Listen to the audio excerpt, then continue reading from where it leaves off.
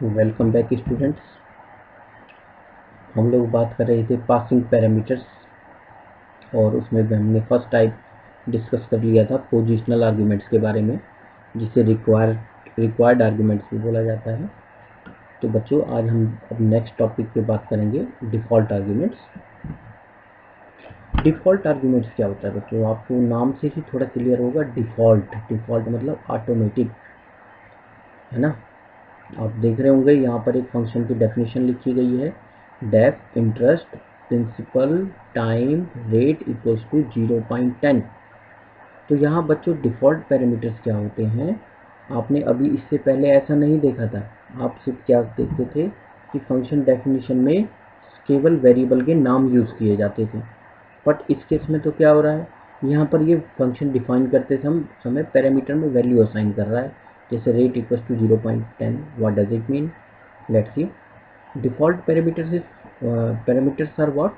A parameter having default value in the function header is known as default parameter. जब हम function को define करते हैं और उस डेफिनेशन के टाइम पर जब हम किसी वेरिएबल की को डिफ़ॉल्ट वैल्यू असाइन करते हैं तो उसे डिफ़ॉल्ट पैरामीटर बोला जाता है। जैसे यहाँ पर हमने रेट इक्वल्स टू 0.10 कर दिया। अब बाई चांस आप यदि रेट को कोई वैल्यू पास नहीं करेंगे तो भी ये क्या करेगा बच्चों? तो भी ये इसकी वैल्यू को 10 असाइन कर देगा। ठीक है, चलिए डिटेल में देखते हैं।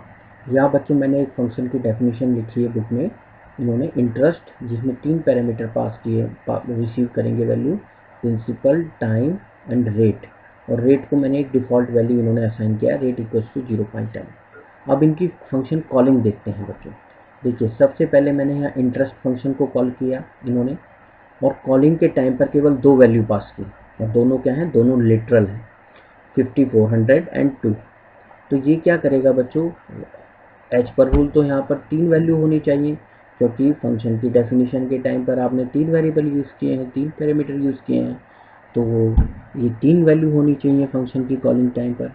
बट यहाँ पर क्योंकि आपने थर्ड आर्ग्यूमेंट को डिफ़ॉल्ट आर्ग्यूमेंट यूज़ किया है, तो क्या होगा बच्चों? कह रहा है 5400 आपका स्टोर हो जाएगा प्रिंसिपल में, 2 स्टोर हो जाएगा टाइम में, और जो थर्ड वैल्यू है रेट की, क्योंकि आपने यहाँ से पास तो किया नहीं है, ये ऑटोमेटिकली उसको 0.10 असाइन कर देगा। ओके,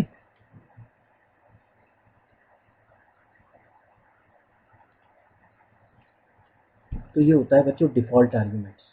डिफ़ॉल्ट आर्ग्यूमेंट मतलब आप जब कोई वेब पैरामीटर पास नहीं कर रहे हैं, किसी आर्ग्यूमेंट की वैल्यू पास नहीं कर रहे हैं, तो ऑटोमेटिकली फंक्शन डेफिनेशन उसकी कोई डिफ़ॉल्ट वैल्यू स्टोर कर लेता है। अब ये डिफ़ॉल्ट वैल्यू आपको डिसाइड करनी है कि यहाँ पर क्या रखना है।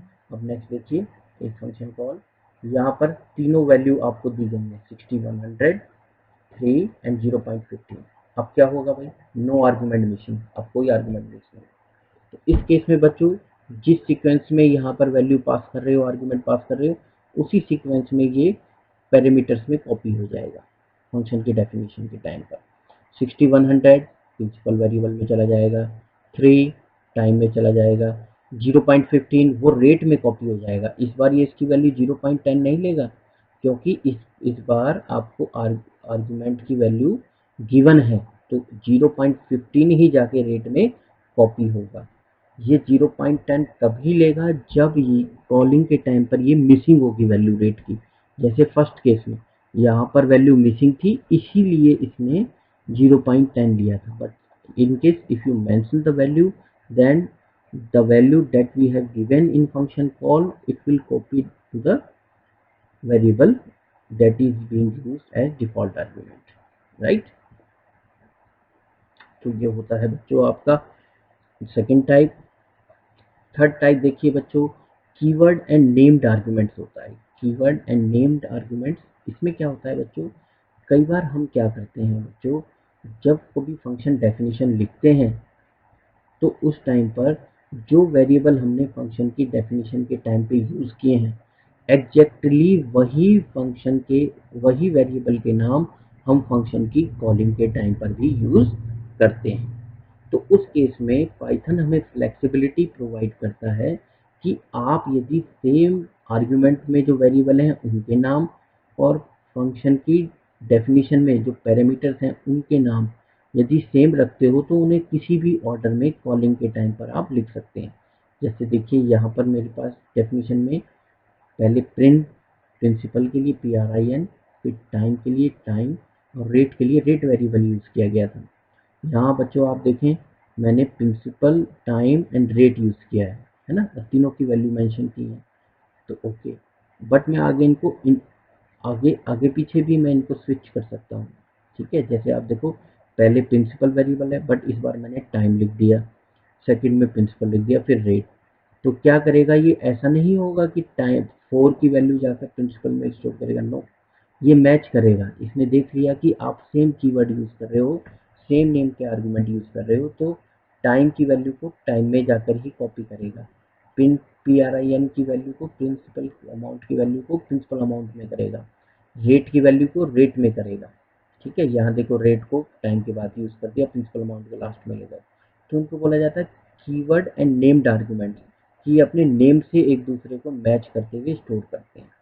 ये तभी होता है जब आप फंक्शन डेफिनेशन में पैरामीटर्स के नाम और कॉलिंग के टाइम आर्ग्यूमेंट्स के नाम वेरिएबल के नाम सेम रखते हैं। ठीक है, कहते हैं keyword arguments are the named arguments with assigned values being passed in the function call statement. ठीक है बच्चों, आई होप कि आपको समझ में आया होगा कीवर्ड और नेम्ड आर्ग्यूमेंट्स, कि जब पैरामीटर्स जो होते हैं डेफिनेशन के टाइम पर और कॉलिंग के टाइम पे जो वेरिएबल होते हैं उनका नाम बिल्कुल सेम होता है। ठीक है, तो उस केस में यदि आप उनका फंक्शन कॉलिंग के टाइम पर ऑर्डर चेंज भी कर देते हो तो उससे कोई फर्क नहीं पड़ता, ये ऑटोमेटिकली उनको नेम्ड को मैच करके उनकी वैल्यू को स्टोर कर देता है। ठीक है बच्चों, तो it was all about the types of function और function parameters, right? There are three types of parameters. First one is positional or required arguments, second one is default arguments, and third one is keyword और named arguments. I hope बच्चों आज का topic आपको clear हुआ होगा और book आपने purchase कर ली होगी। देखिए बच्चे, जब तक आप सेल्फ स्टडी नहीं करेंगे आपको क्लियर नहीं होगा। ठीक है, तो सेल्फ स्टडी बहुत कंपलसरी है आप लोगों के लिए, और प्रीवियस वीडियो के जो लिंक है मैंने डिस्क्रिप्शन में प्रोवाइड कर दिए हैं। स्टूडेंट्स, आपको बाई चांस कोई वीडियो आपका स्किप हो गया हो तो आप वहाँ से देख सकते हैं। और बच्चे पढ़िए और एग्जाम्पल जो दिए हैं बुक में उसे समझिए और अनसोल्ड एक्सरसाइज को भी सोल्व करने की कोशिश कीजिए आप लोग। ठीक है बच्चों, आज के टॉपिक में इतना ही करते हैं। राइट स्टूडेंट्स, इतना आप कवर कीजिए, बाकी till then thank you students.